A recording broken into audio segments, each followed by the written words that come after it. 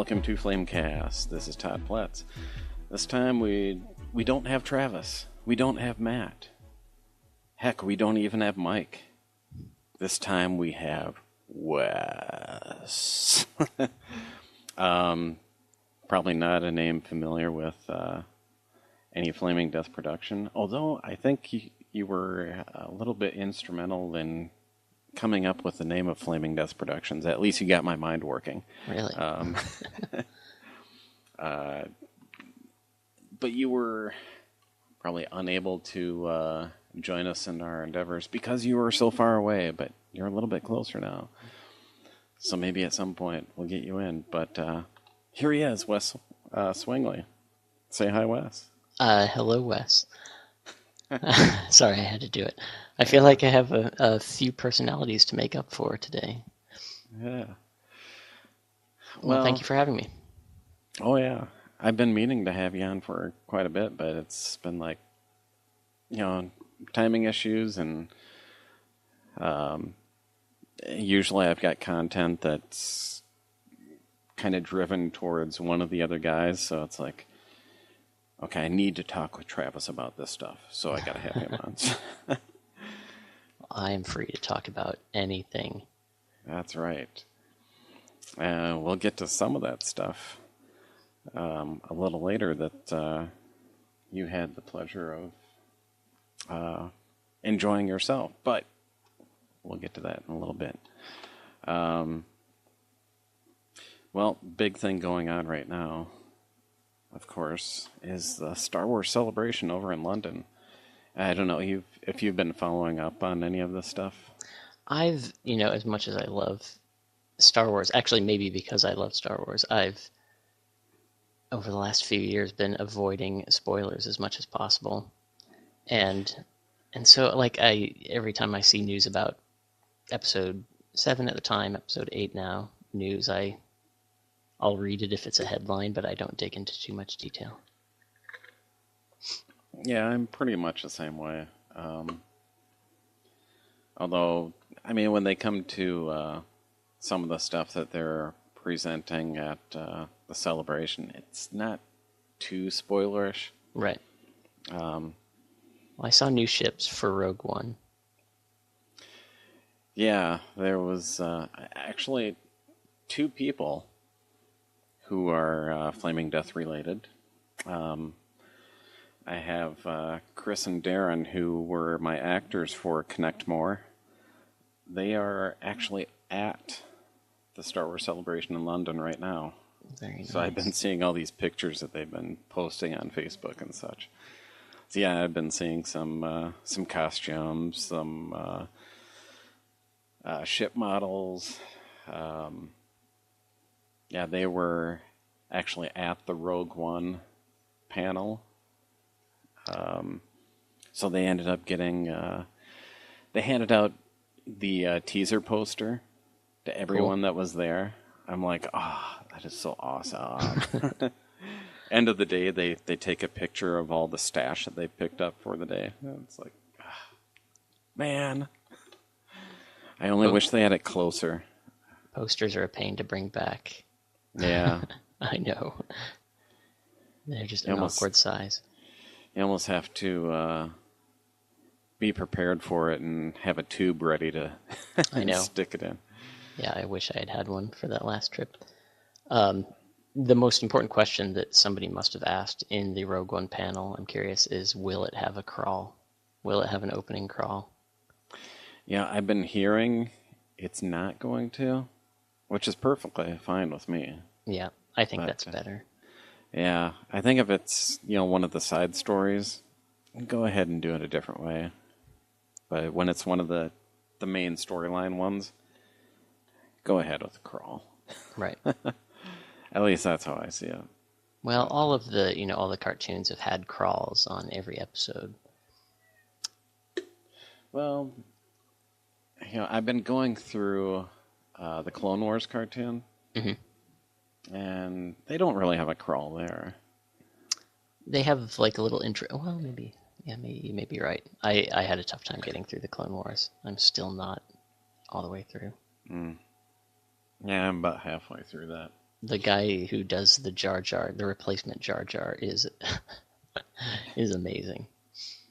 So Actually, are you sure it's not the same guy? Because no, I Ahmed Best checked. has been doing some of them for Clone Wars. Yeah, he did. I looked it up after I noticed how weird it had gotten, and I think he did a couple seasons. Yeah. And it was non-contiguous, I think. Mm. So in terms of the Clone Wars, I don't know if you've been watching them sequentially or if you've been watching them chronologically. Yeah, just sequentially because it's too much of a pain to jump back and forth. I got I a mean, really when good it's like list. one right after the other on Netflix, it's like, just go through. Yeah, I found a really good list online, and I found it after I think I had watched one season, and then I tried to catch up a little bit on the chronology, and it does improve quite a few areas. Yeah, someone had sent me. Maybe it was you. Someone had sent me that list. It is way, way off. It is shocking. Let's see, I have it in front of me. Where is that? Yeah. Because they're jumping, like sometimes it jumps between, the third and first season. Yeah. Back-to-back episodes. Yeah, that's pretty bad. It's like, who was in charge here? Oh, George. Yeah. I don't know where the worst one is that I'd seen. Yeah, actually, so it goes...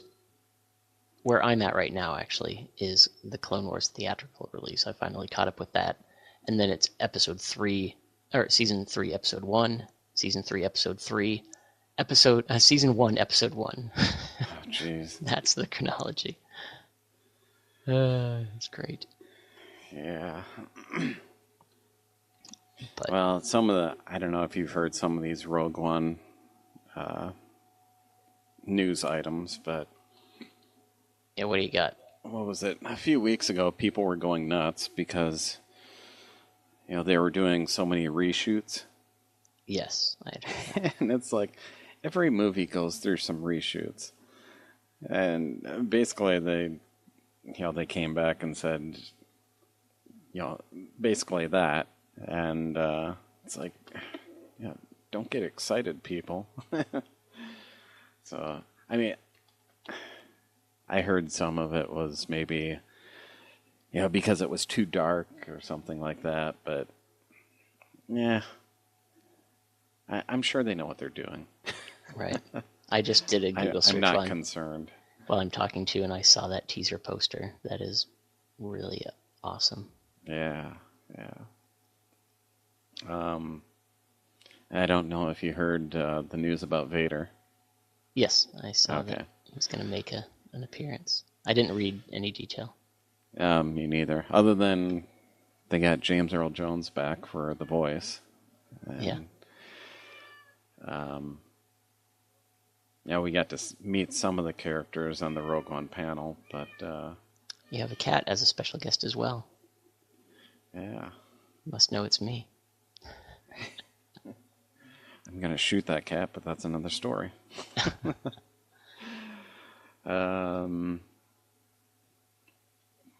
So, I mean, beyond that, I haven't really read much on it because I don't want to read much on it.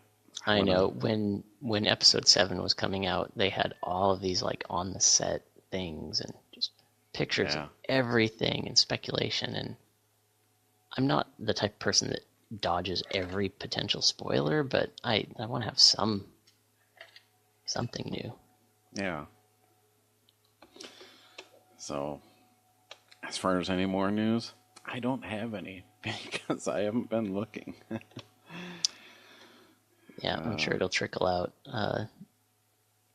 They're sticking with, even with all the reshoots, they're firm on their release date, the end of the year. Yep. I think I have that day off from work already. So I wonder if they'll do the super early pre-purchase this time. Yeah, like Thursday instead of Friday. Well, no, like last year, when did the purchase for tickets for episode 7? Yeah. It was in October or September. It's ridiculous. Yeah, something like that. We don't have to worry about that too much in Rochester. Yeah. We we don't in DeKalb. Like so for anybody listening, I'm in a cow town outside of Chicago, or a corn town, sorry. So here it's not a big deal, but our theater is crap, and so trying to go into the burbs of Chicago, yeah, it's crazy. Yeah, I suppose. We ended up with, because I did not know that they were releasing tickets on that day.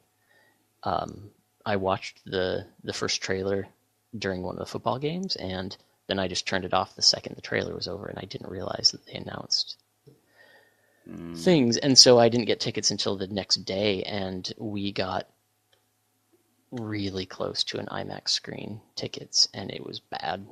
It kind of ruined our first viewing of Force Awakens. So, yeah, I don't think I ever want to go to an IMAX movie again. I like it, but you have to be in there's a butter zone that's really small.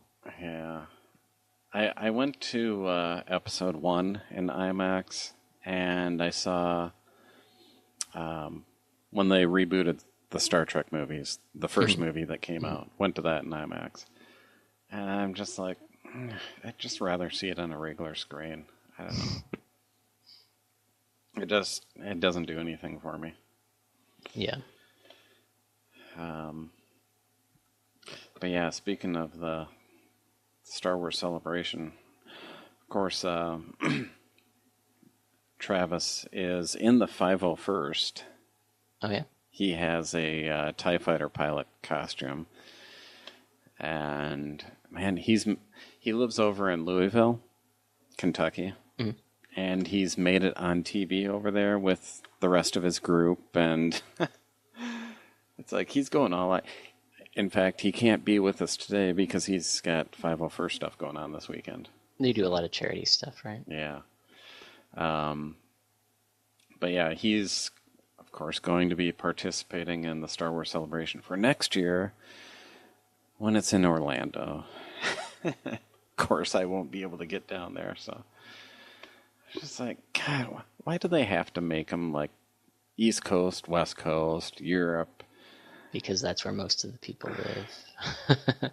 Then they need to make it in a central location again. When they had it in Indianapolis, that was so great. I mean, that was doable for me, even though it's like a day's drive. But when are they gonna? Do they just decide locations about a year in advance? They don't have something like that. Future years. Yeah. It's about a year in advance, year and a half, something like that. That's too bad. I'd love to know. It's got to get back to Chicago at some point. That's what I'm thinking. Chicago would be an ideal place. Yeah. For me and everyone I know. Yeah. Chicago doesn't have... The one thing I've noticed so far, because I'm a professor, I'm a scientist. I go to meetings all the time, conferences, and I've gone to a few in Chicago, and Chicago really... at least the meetings I've gone to, doesn't have a really good convocation center type place, a good location to load up a bunch of people. Like, I've gone to Boston, and they have this thing that is like the size of 2 or 3 football stadiums mashed together that is perfect for these types of things, but Chicago's kind of lacking in that stuff. That might be an issue then. I may be wrong. I mean, they probably have something, and it may just be that the events I've gone to haven't been big enough to fill that type of area. It could be. Otherwise, there's also Minneapolis Convention Center. I mean, they could fill up the whole building. The problem there is I just watched a podcast where somebody was talking about a meeting in Minneapolis, and she said that the cost to get to Minneapolis is a big barrier to a lot of people. Oh, really? Flights are generally expensive from the coast to get there, whereas Chicago, because it's such a major hub, it's not so bad. That's interesting. I don't know how much they take that stuff into account when they select places, but let's hope for Chicago. Yeah. At one of these future dates. Let's hope I'm still here when it happens. I guarantee Chicago will happen if I move away. Yeah, we don't want that. Well, moving on from the Star Wars news, do have. I'm not sure if you've been following Game of Thrones at all. Of course. Haha. Because like the last 2 episodes just blew my mind away. Especially the second to the last one. It was like one of the. I even mentioned on Facebook. It was one of the most satisfying episodes of a TV show ever that I've seen. Remind me which one had the blowing up of the Sept. Was that the last episode or the second to last? Yeah, that was the last one. That was the last one.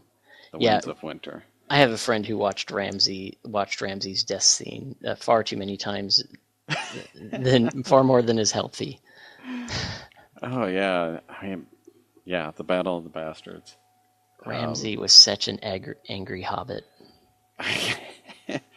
You know what? He could be passed off as a hobbit. He's got that look to him, the hair and such. We saw him in another movie, and he didn't look so hobbity. I think they really sort of hammed him up in that. But yeah, he's been such a pain for the past few seasons. My God. Yeah. It's like, his due has come to. Okay, and then you've got Rickon Stark that nobody cares about. Yeah, no one really cares about him, but he gets released. Like, go run to Jon, and he's running. And it's like, okay, he's shooting Serpentine. Arrows. God damn, you got a zigzag. I'm yelling at the TV as this is going on. I'm just like, you're gonna get it in the back. You're gonna get it. And, yep, sure enough. Yeah. I don't know. I feel like the last couple episodes kind of rescued the season, because otherwise I was not really thrilled. Yeah, it was so-so.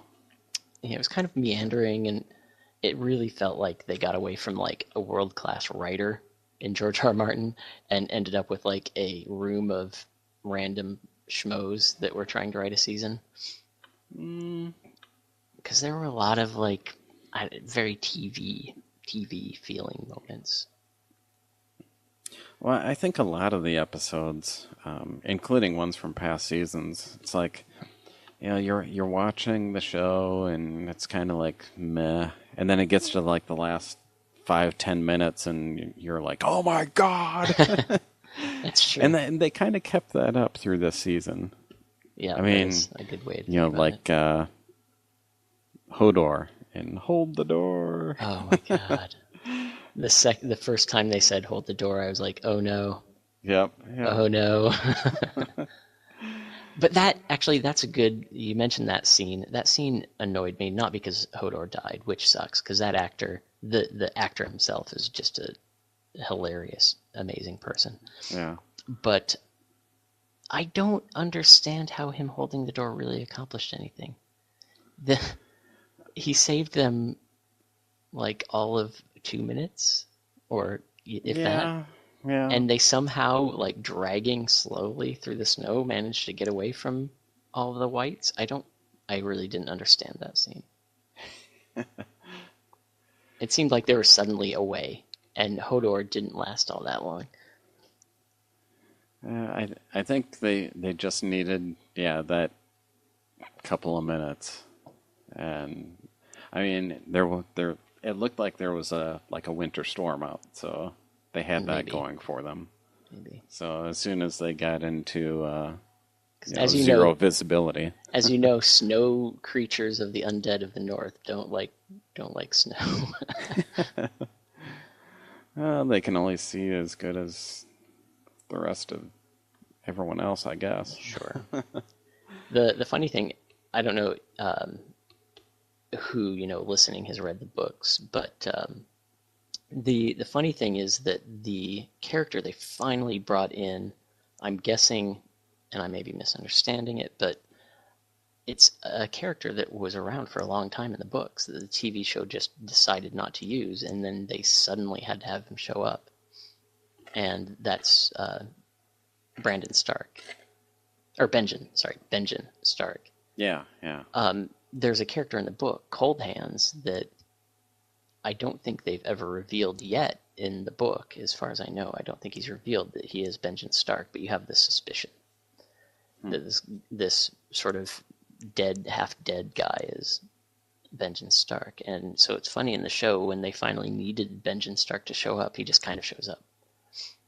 Yeah. Well, I did notice that he does look kind of, decayed a little bit. Oh, he's dead. Yeah. I don't know why he's different, but he's definitely dead. And in the book, Cold Hands they don't describe him as a white, but it's pretty clear the way they describe him that he's impervious to the weather. He, has no body heat. So. Oh, there you go. It seemed very revisionist that they decided to ignore this character and then halfway through realized, oh crap, we need him. Yeah. Yeah. Well, some of the other points that were made in the last couple of episodes, we finally got rid of the religious people. Yeah. Those guys were annoying. Yeah, they were. As much as I love that actor, the Sparrow guy, he's a great actor, but that character, oh my god. Oh, yeah. So we had that going. We had Arya finally teleporting back. Yeah, getting over and getting revenge for Rob and her mother. That scene was pretty awesome. Yeah. Yeah. It's like, no, your sons are here. They're right there on your plate. Which they did something similar on Gotham with the Penguin. But so that as soon as she said, no, they're here, and I'm like, oh man, she stuffed them in the food. And yep, it turned out to be the case. I still at that point didn't realize it was her. I just thought it was some pissy Lannister or something. Yeah. I was slow on the uptake on that one. So, yeah, we've got some interesting times ahead for that series. Yeah, it felt like, I think part of the reason the season was good was also not necessarily a good thing, is that the reason it felt good is there were a lot of resolutions to a lot of these things people have been wanting for a long time. Yeah. And that means that they're really trying to wrap up everything, or wrap up as many of the little loose ends, the side stories. Yeah. I mean, it's taken Daenerys how long now to make her way back? Have you read the books? Finally. Actually, I haven't. Yeah, so. The books, it's even more annoying. I can't remember if it's the last book, I guess, can be easily described as Daenerys is in the city and things happen, and Daenerys is still in the city and things happen. And as much as I love the rest of the books, I hated it. It just drug and she accomplishes nothing. Huh. So as bad as the TV show has it, the book, I feel like, is way more tedious. Well, yeah, at least they're making some strides here. Yeah.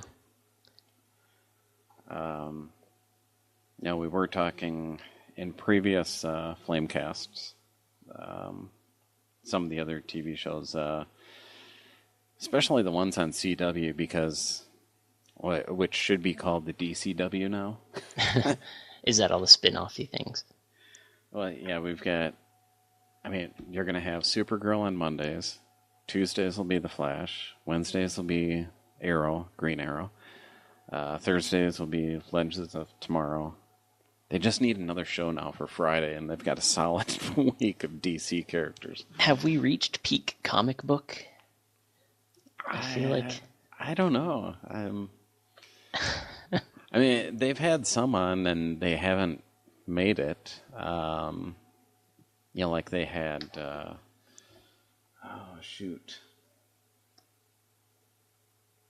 what was the one that was on NBC? He made an appearance on Arrow. I don't know. I'm going to shoot myself. I'll admit to you that I've not watched any, I think, Oh my gosh! of the comic book TV shows. You got to at least watch The Flash, man. That one just started, right? Well, they just finished up second season. So. Oh, did they? Yeah. Jeez. Yeah. Time Supergirl is only one season so far. So. I've heard not awesome things about Supergirl. Yeah, those are people that just can't get over having a female lead, I think. It's hard to separate that. It's actually been decent. Yeah, it's hard to separate that from just like the Ghostbusters movies. Yeah. It's really hard to tell whether the review is being pissy just because of that. Well, no, I've not watched anything. Supergirl is going to have Linda Carter on there as the president of the U.S. So, flashback to Wonder Woman back in the 70s there. So how much, you're watching a lot of these comic shows, how much of a comic follower were you growing up? Like, do you know the backstory on a lot of this stuff? Yeah, a little, somewhat. I mean, when I was growing up, I was big time into Super Friends. It was on like 7 o'clock in the morning, or maybe even 6:30. But I remember waking up, setting the alarm on Saturday mornings, just so I could watch Super Friends. Right. Everyone's like, "What are you doing waking up so early on Saturday?" It's like Super Friends, man. Yeah, I read a lot of books, and I think because of that, it was kind of directly contrary to comics. So I never really, even now, I can't really read comics very well because I just read the text and I tend to ignore. I'll read like half the thing and realize I haven't looked at any of the pictures beyond just glancing at it. And so I feel like my brain just doesn't work right on comics. And so I feel with all this comic book stuff coming out, I'm definitely missing a lot. I went back and read a lot of the Guardians of the Galaxy before that came out, and I feel like that helped a lot when I watched it. I appreciated it a lot more. Okay. Yeah, when growing up, we had some comics around, not many, and there was such a variety. I don't know if it was my parents that had picked these up for us or my older brother who had picked them up, but it's like you had a couple of these issues, a couple of these issues, a couple of those, and you didn't have like one series of anything. Right. So you just get bits of character. Yeah. It's like, okay, there's like 2 or 3 Spider-Mans. There's like 1, maybe 2 Superman. Then like Western comics, war comics, Looney Tunes. It's like, there's no rhyme or reason. Right. Well, I'm younger too, so I kind of, because of my age, not because I'm younger, I missed a lot of things, but because I was younger, right at the age where you kind of get into comic books, that was when a lot of the Image comics started to come out. So I did get a lot of the Spawn and Max and all of those things. And so I think partly because of that, I never got into, at that age when I was getting into comics, I never got into the old DC and Marvel stuff. Okay. Yeah, one of the, I think the one that got me into comics, because I was such a big fan of Super Friends, I remember getting my hair cut at this barber shop in Fairmount, and they had a couple of comics sitting there. One of them being the Justice League of America. I'm like, oh, it's like all of them there. It's like, Super Friends in print. So I'm like, I'm checking this out, and I'm like, this is like awesome. So, although I didn't really buy any comics at that point, it was like years later. I remember going to some comic stores with Matt and Travis and a few other people, and we'd go up to the cities, hit a few comic book stores and such. And I'm just kind of going along for the ride. And then it got to the point where it's like, okay, I'm going to start something here. I'm going to start a collection. And now we've got 3 tubs of comics. Is it primarily just the Justice League, or did you Well, a good get chunk to other is things? Justice League. There was the original series, which I have a lot of. And then there's been numerous restarts of the series. And I started one over in, gosh, it was that late 90s, maybe? Or into the 2000s, somewhere in there. But, yeah, what was it? Someone had, those magazine subscription things that, people do for fundraisers and such. Right. And this one was awesome because they actually had, instead of just regular magazines, they also had DC subscriptions. Wow. So I'm like, oh, Justice League, bam, there we go. Yeah, I'll buy your magazines for you. Yeah, mine never had that. The child labor is what you're talking about. Yeah, The pretty slave much. labor, making kids sell magazines for a koosh ball. Yeah. So I had a subscription going for a while, and then we ended up moving, and then I wasn't sure if I was getting the comics I was supposed to be getting, even though I told them, it's like, I am moving, please send to this address instead. And eventually, I think I had contacted them once and said, okay, you need to fix this, and then they maybe sent me one or two more, and I don't think they ever completed out the actual subscription, but I'm like, kind of whatever at that point. So Right. So I kind of sidetracked us, but the real question then is, and I think a lot of these shows now are fully admitting that most of their audience probably is not totally boned up on the knowledge of these things. So I assume they should be enjoyable, even if you don't know all that much about everything. Yeah, I mean, reading the individual superheroes comics, I haven't really done too much of that, except for like Green Lantern. Although that's been like about 20 years I've been out of date with that one. but at least I got the gist of what's happened before. So all they got to do is start a Green Lantern show. There we go. Friday night's Green Lantern. Green Lantern's been poisoned. Hollywood poisoned Green Lantern for a while. Yeah, they need a reboot there. A reboot a few years later. Well, with the TV show, you could easily do that. Yeah. Since Daredevil, the movie was dreadful, and the TV show, I've watched a few episodes. I haven't continued yet, but by all accounts, it's very good. Yes, it is. Actually, I didn't have too much of a beef with the movie, but the Ben Affleck movie. Yeah. Oh my god, I watched it on a what's it called? No. I watched it on a Riff Tracks, and it was worth watching with Riff Tracks. Okay. But I don't think I could have watched it without. Well, yeah. To each their own there. I think you're in the minority on liking that movie. I probably am. But... Let's see what Mr. Rotten Tomatoes says about... Yeah, they might not be too happy over there with that one.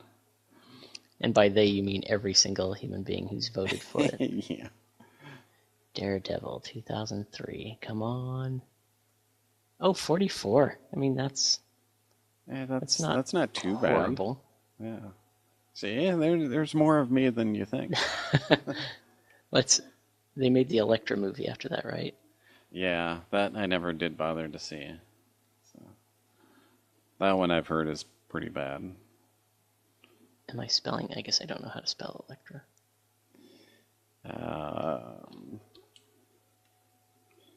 Okay. Oh well. Elektra. Yeah, it didn't come up. I can live without. Or is it CK? I don't know. It is K.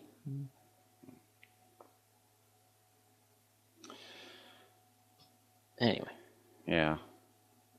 Yeah, sorry, I'm not up on any of that stuff. I definitely do want to get back to Daredevil and watch through that for sure. Yeah. and I heard good and bad things about Jessica Jones.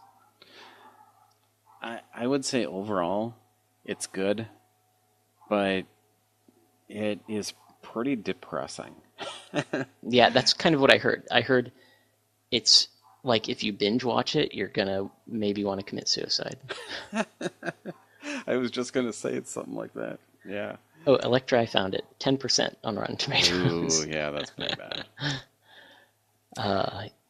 Yeah, I still kind of want to watch it for that reason alone. Like if it does have a big emotional impact, I think that's a good thing. Oh yeah. You don't think that you could ever hate a character that David Tennant plays, but you do. Let's not get into Doctor Who. I think you know my Doctor Who feelings. Well, I was just going to mention Doctor Who. We might have Matt Smith returning as the next Doctor. I what can't the watch rumor is Doctor going to Who. be. Can't watch it. I've tried.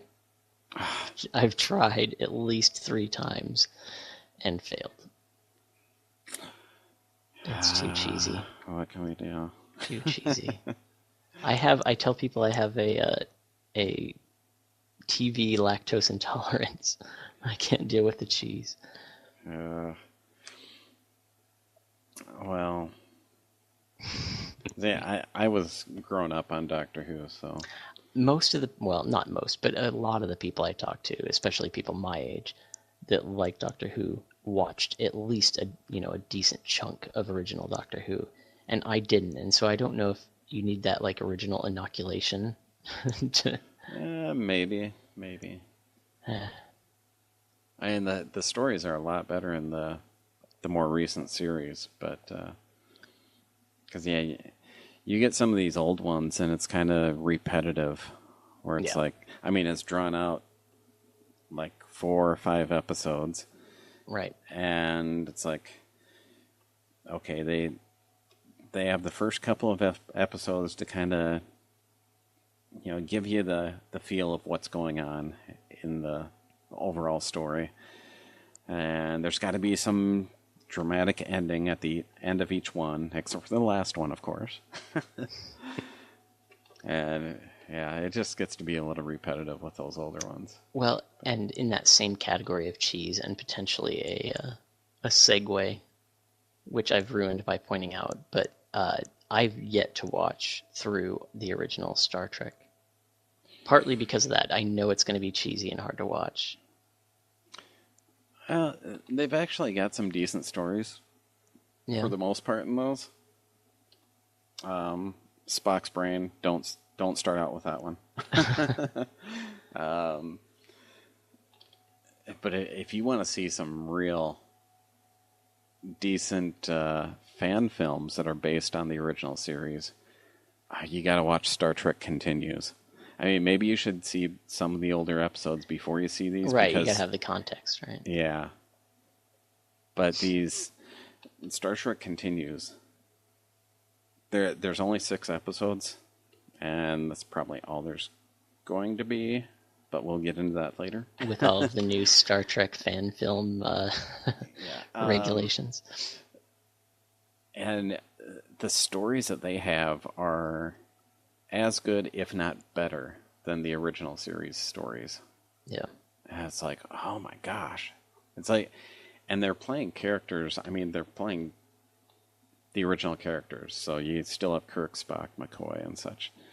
And if you can get past the idea that, it's someone else playing these iconic roles, then it's like... Which we've kind of been, we've been inoculated against that with the reboot. That I think it's maybe easier to watch those fan films now that you're kind of used to seeing somebody else in the role. Yeah. But, yeah, we definitely want to watch it. We're continuing our trek through Star Trek. We just started the sixth season of DS9. Oh, yeah. Which I never watched it when it was originally on. I watched every other series up to that point, but it's getting better. We're right in the midst of the Dominion War, so every episode is kind of I don't have the fortitude for it, but you could really binge watch this 6th season, it seems like. Oh, yeah. Yeah, DS9 was my favorite. I didn't like it at the time. I think partly it was just too much drama for me at that age, and I, even watching it again, I can see why I didn't like it. It is a lot of, political intrigue and drama, and Dr. Bashir. Ugh. Yes, poor Dr. Bashir, who also gets killed in Game of Thrones. Yes. Gosh, right off the bat at the start of the season, too. Well, it's like, there he goes. I was disappointed in him just because I read the books, and it seemed like that character was supposed to be fat and out of shape. And so Bashir didn't really fit that part for me, so he had an uphill battle to begin with. Well, as we were speaking of fan films, we can talk about the fan film of the month. This is we didn't have one last month just because it was kind of overlooked, but usually we pick out a fan film each month and kind of celebrate it, put the link out there for everyone and such. And for the past few, I guess past few of them, I've been more, recent fan films that I've been putting out there. However, we're going to go a little retro on this one, because as I was looking for the fan films I have on my computer right now, and kind of looking through, I saw that I had a pretty bad version of this particular one, so I had to get a more recent version, better quality. If you've ever seen Pink 5, Pink 5 is the fan film of the month this time. I don't know if you've ever seen this one. I have not seen this. The name sounds really familiar, so maybe. Well, of course, during the original Star Wars movie, Luke was Red 5. And subsequent movies, they had Rogue One, Rogue 2 and such. They had the Rogue Squadron. Well, they had Pink 5 in this fan film, whose actual name was Stacy. And she's kind of like a valley girl that got caught into the rebellion, pretty much. And so she's helping out the rest of the X-Wing pilots and trying to blow up the Death Star the first time around. And it's pretty hilarious. And I see that, I'll give out the link in the description on the website here, but you can watch it for free at video.pink5.com. And I knew there was a second one and a third one. I've actually seen versions of those. However, I don't think you can see them for free out there anymore. But looking at this website, they also have episode 4 and episode 5 of Pink 5, which I had no clue that they were out there. And it's kind of interesting because I'm looking at this and it's each one is increased in the amount of time that they have for each one. So the first one's 4.5 minutes. Next one's almost 10 minutes. Then you got 12.5, 14.5, 18.5. It's they keep adding more stuff, I guess, for each one. So, it's cheap. It looks like $5 normally, but they actually have a promo code on their front page for 50% off. I mean, you can't go wrong with that. Yeah, well, I'm seeing $1.49 if you want to. Is that just rental? Yeah, it's just a rental. The front page has an R5-DD that gives you 50% off your rental, which I guess you could rent them all for $250. Oh, interesting. Because I see there's a rental for $4.99, 3-month streaming period. So I might have to do that. I've got to see the rest of these. So if you want check those out. Video.pink5.com. We'll have the link in the podcast description.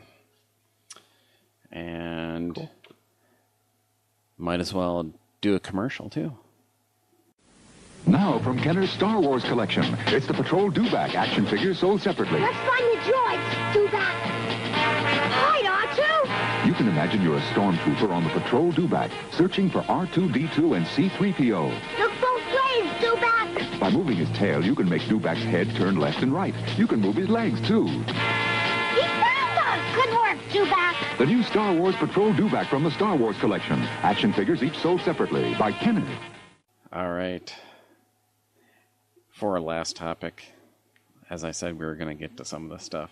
But, yeah, there's the whole deal with Paramount, and CBS, and Star Trek.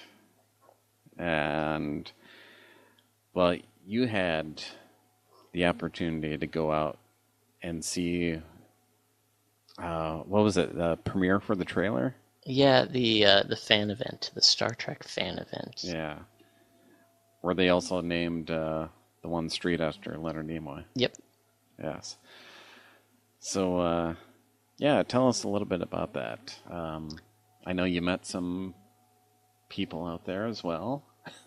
Yeah, I didn't end up meeting anybody super famous, but the beginning of the story is I actually got my tickets to this event through Tested. If anybody knows, Tested is a online website and podcast and everything run by now just by one guy, Norm Chen, but also Adam Savage is involved with this, and he's involved a lot more now that Mythbusters has ended, and so they do a lot of just tech news and maker news and all this sort of stuff. And they ran a little contest that was first come first serve, and I happened to get that email the second they sent it, which almost never happens for me. And so I sent the reply right away and got a couple tickets to this event and flew out. As I mentioned, I'm near Chicago, and so we flew out to Los Angeles just for a couple days for this event. So kind of on faith, because they gave out very little information.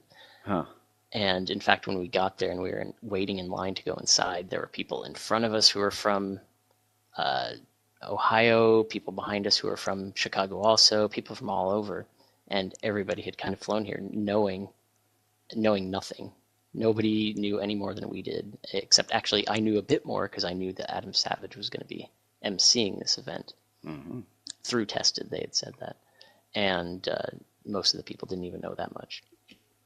And so we had this mystery event that we all kind of wandered into the Paramount lot and got to wander around the lot a little bit. It was very cool to see these big studios where, the studios have these enormous doors that they can wheel in entire sets. And so that was just very cool being in that atmosphere. Yeah. And everybody's milling about, and they fully admitted to being jerks and leaving everybody in the dark, saying, "Welcome to our secret event." And let us in and had this really cool little set of the hallways of the new USS Enterprise that we got to walk down to go into the stage where they had interviews with some people. And as I mentioned, Adam Savage was emceeing this, and he brought out Justin Lin and J.J. Abrams. Yes. First and interviewed them. And I think the video is all online for all this stuff, right? So I think anybody who wants to watch this, I don't know if you could put this in show notes too, can track down we'll have those a link videos. for that. And so brought those guys out, interviewed them a little bit, and then brought out Carl Urban, Chris Pine, and Zachary Quinto and chatted with them.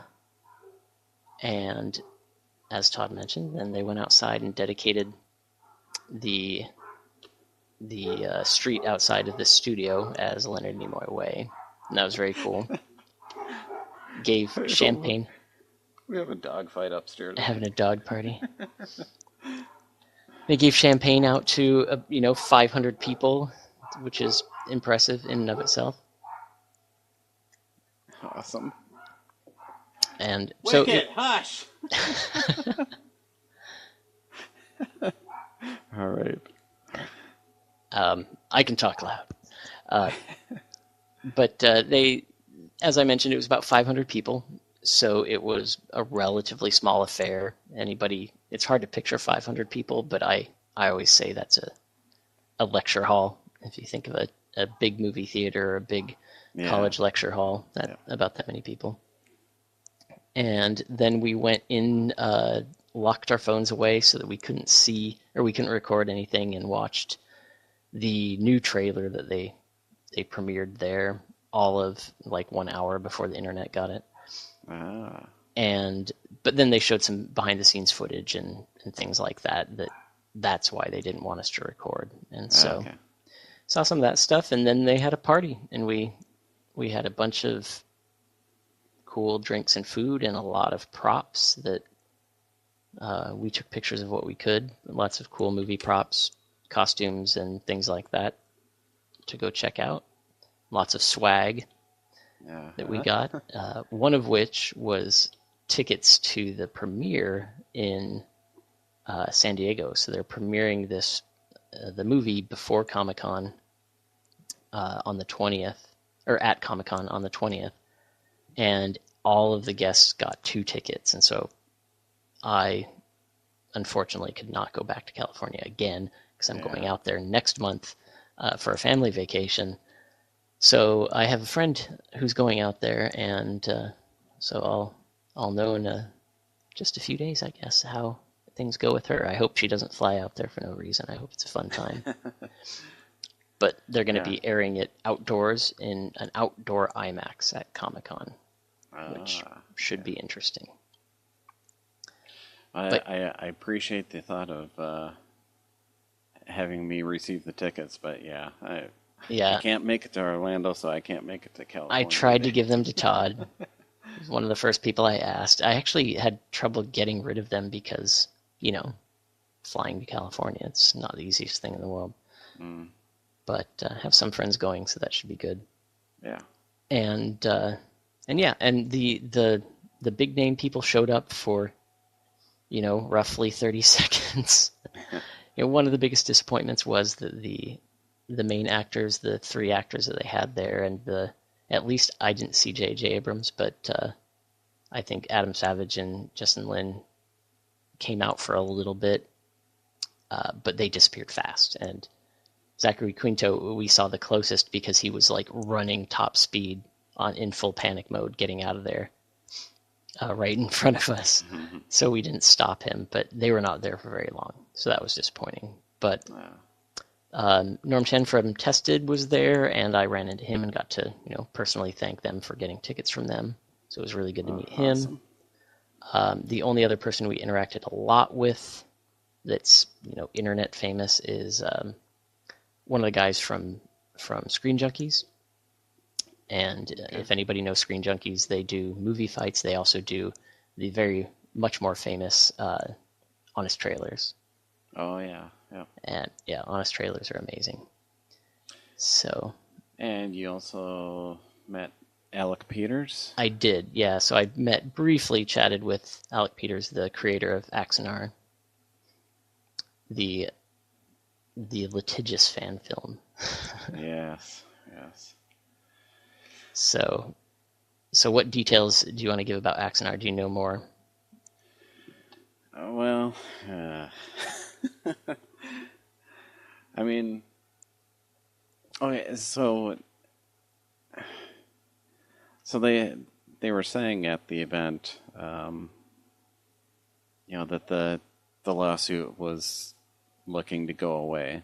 Yeah, so this was Justin Lin was the one who pushed this forward, and I think J.J. Abrams supported him. Yeah, I think it was J.J. that kind of made the announcement.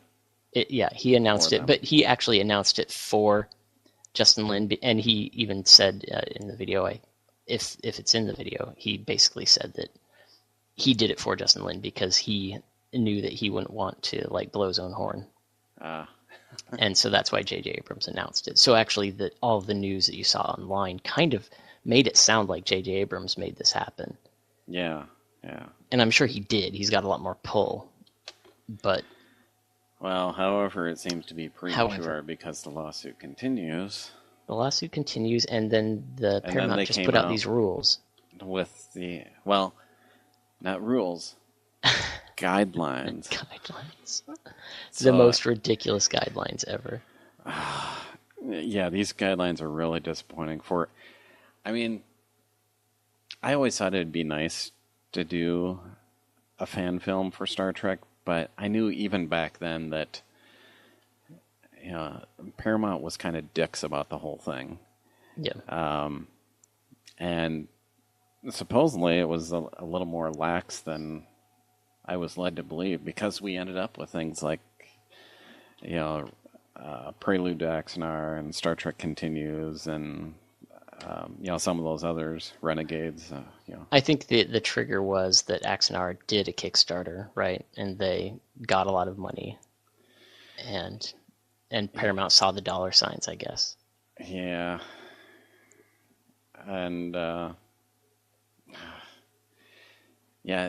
just looking at some of the guidelines they have in place, it's like, okay, you can do crowdfunding, however, you can only make up to a certain point.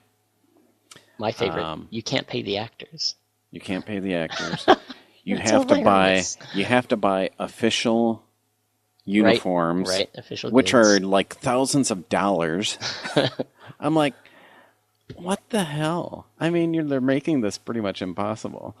Well, you could give those to your actors, and then they can sell them to make their Yeah, I suppose there's always a way around it that way. actors but can make what their a salary. Pain in the ass. And they have what is it, 6 episodes or something? There's an episode limit. Oh, you can. It's like 15 minutes long tops for each one, and if you're doing a series, it can only run into like 2 episodes back to back. Was it just 2? It was only 2. That's not a series. No. I guess 2 points does make a line, so maybe Paramount is right. And meanwhile, you've got Star Wars that promotes their fan films. They want people to make them. They celebrate them, give awards for them. Yeah. Can we have Star Trek be bought by Disney? Because I think that would change things.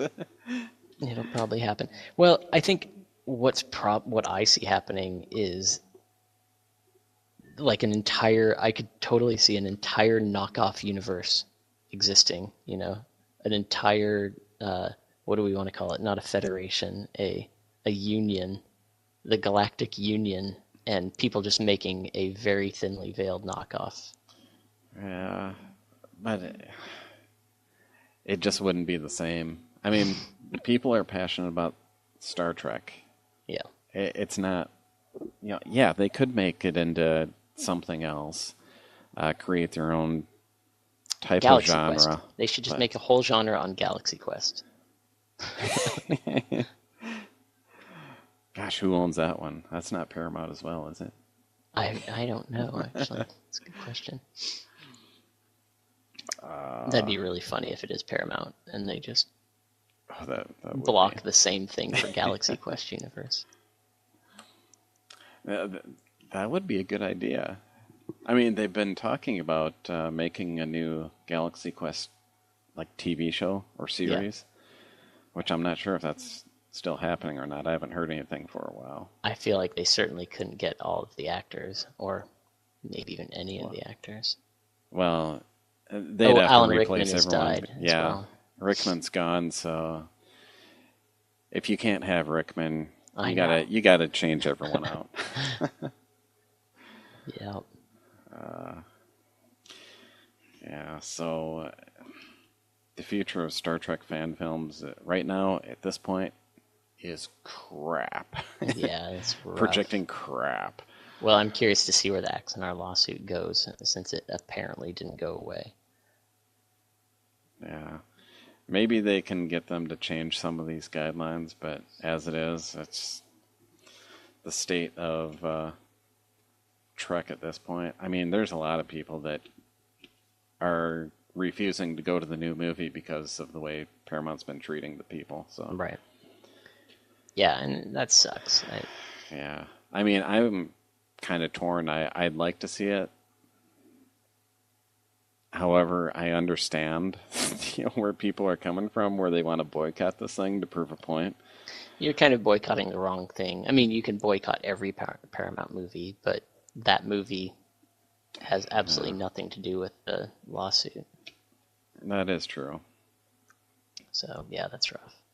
And it's not a creative thing. Like, there are so many things in there that are creative problems that it sucks that they're preventing creativity of their fans. But the whole, like, the one that gets me is not being able to pay your actors. Like, how do you tell people you can't pay your employees if you want to, Yeah.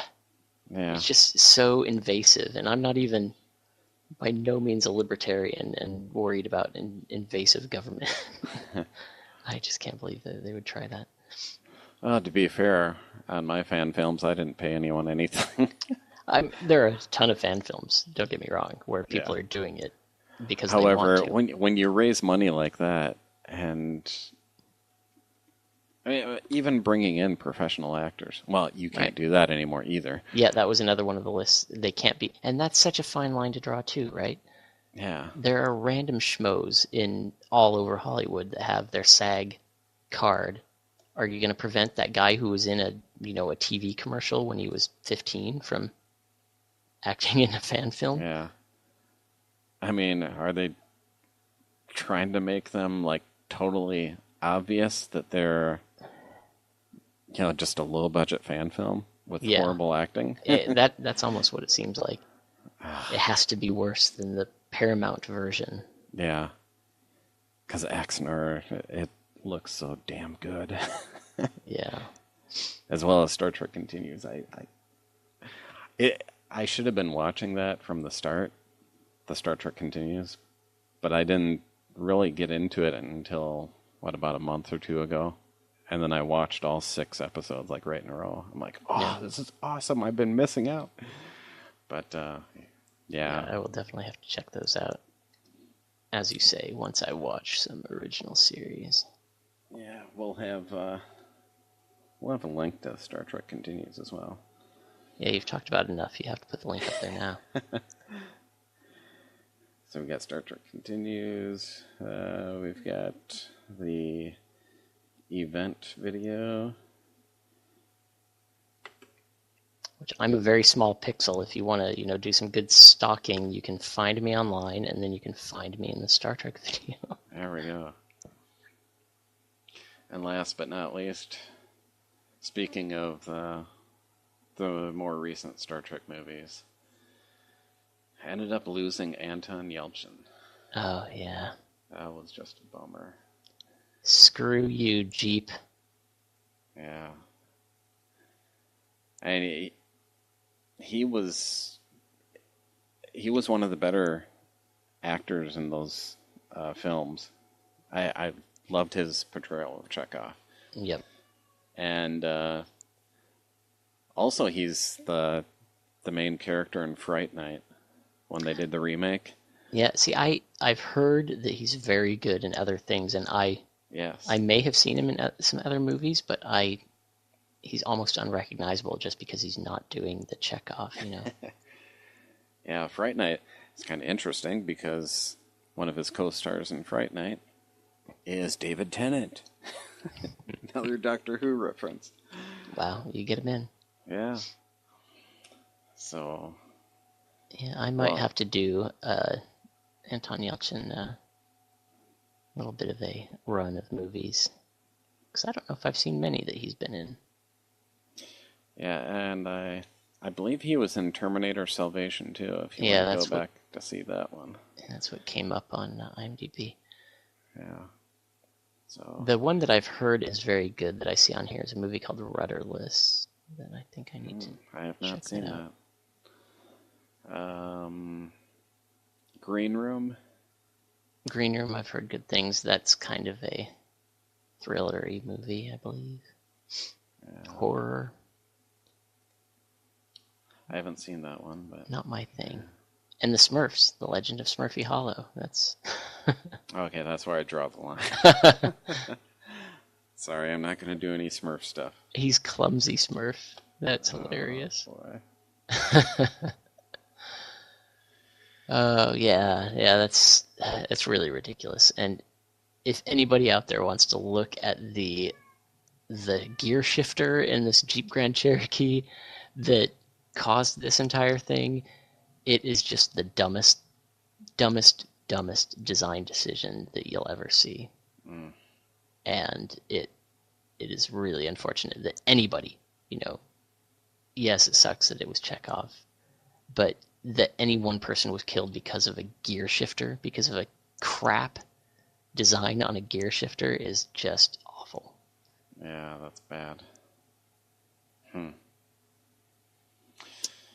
So anybody out there who owns a Jeep Grand Cherokee, take it in. Yeah, take it in for the don't the park recall. on a hill. Yeah. So yeah, we'll dedicate this Flamecast to Anton. Yeah. And I think that's all we have for this Flamecast. Well, Unless you got thank you for something having else. me. Yeah. We'll have to do it again. I'll keep your name in the hat. All right. Maybe I won't have to play 3 people next time. Yeah. It's rare that we have 3 people on at the same time. Usually it's just 2 of us, but Yeah. you did good. You did good, man. So. Well, I hope everybody out there saw my 2 personalities that I was trying to portray the whole time. Damn, Just I listen counted closely. 4. You'll hear them. All right, so that's Flamecast for this month maybe. So I am Todd Pletz. And I was Wes Swingley. Thanks, everybody. And that's a wrap.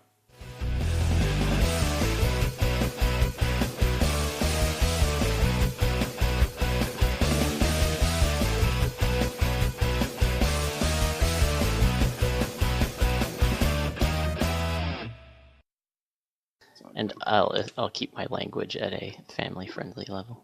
Oh, you don't have to because I don't. You don't? Okay. No. Okay.